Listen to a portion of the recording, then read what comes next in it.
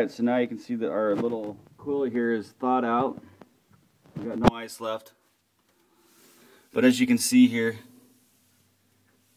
it froze so much that it actually broke the refrigerator where the screws are at that hold the plastic piecing in to protect the coil.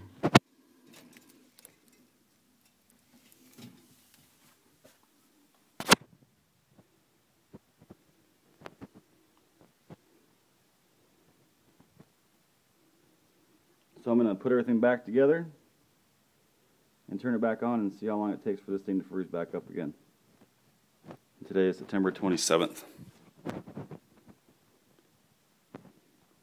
I will show you that due to the freeze, all the styrofoam that protects the plastic has broken because of the bulge of the ice on the coil.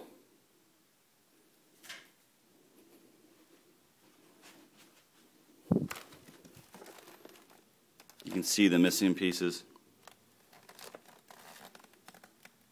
You can see, because of the freeze, what I was talking about with that one piece.